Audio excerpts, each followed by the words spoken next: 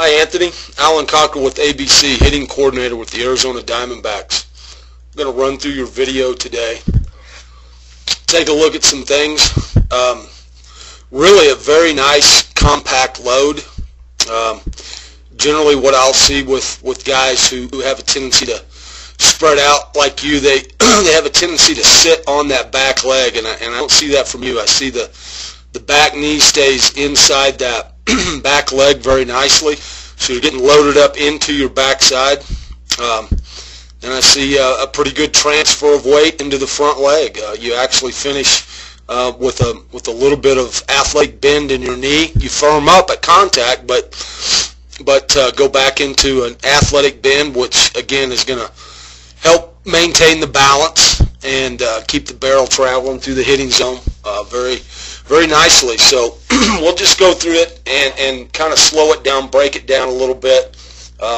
Mainly what I'm talking about that load, you know, when guys, and you even have a little bit of a leg kick, but a lot of times when guys have, you know, a wider stance, they don't load into this back leg. They have a tendency to get that knee right over the top of that foot, and all the weight is on top of their back leg. But I don't see that out of you. I see the weight going into here, and I see that knee staying inside the back foot, which is really very good. That's going to help. That's going to help when your stride foot lands. That's going to help you get into the front leg and get that weight transfer into that front leg. So we'll run it forward now to the toe touch position.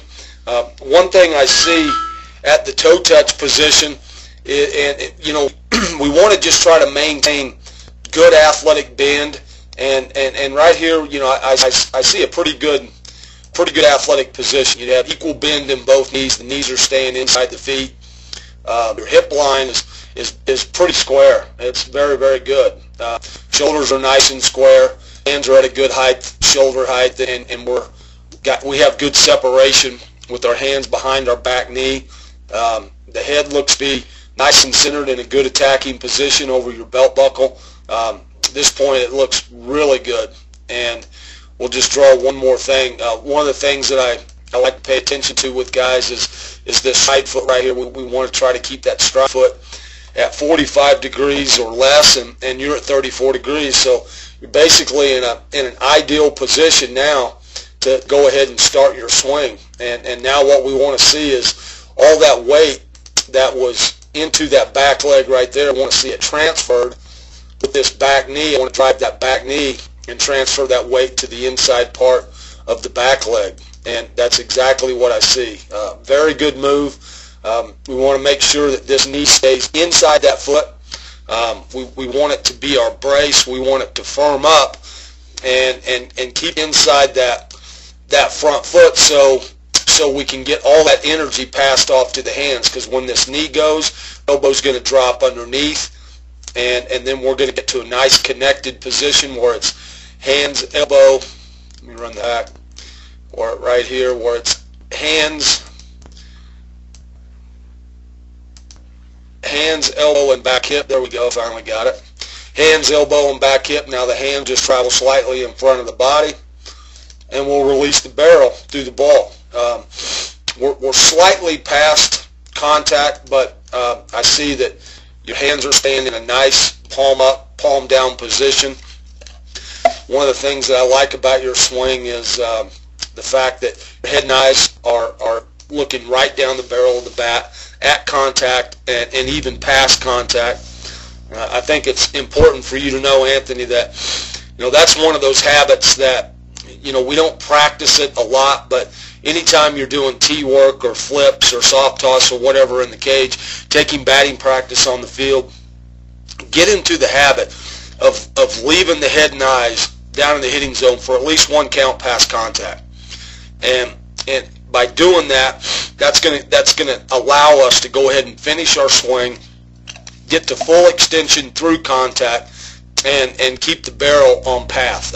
As soon as our head and eyes come up, the barrel of our bat will follow our head and eyes. So essentially our swing is over as soon as the head and eyes come up. So it's a very good habit to practice. In fact, a lot of our guys in batting practice, our first round, we just play no peek, and we just bury the head and just get into a good loaded position and try to feel the lower half driving into the front side, try to get the connection, try to get the release through contact and the good extension.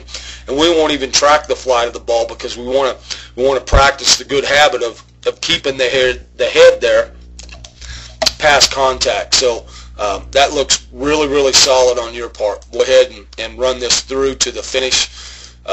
You know, one of the things that is a very good indicator of was everything right in swing, and when the barrel of the bat is at full extension right here facing the pitcher, that's a very good indicator that everything was right in the swing, from the lower half up to the connection, up to contact, and then into extension, and now finally into release. But that's a solid swing. I like how you go back to an athletic position. That front knee, there's a little bit of bend. You're still inside your front foot, and you're able to hold your finish under good balance. And you know, that's one of the huge keys to being able to control the barrel as well, is maintaining good balance all the way through the swing and into the finish. A lot of times we try to do a little more, we try to do a little extra, we lose balance, and when we do, we lose the barrel. So that's a very good athletic position that you finish off your swing in. I'm just going to look through it again one more time.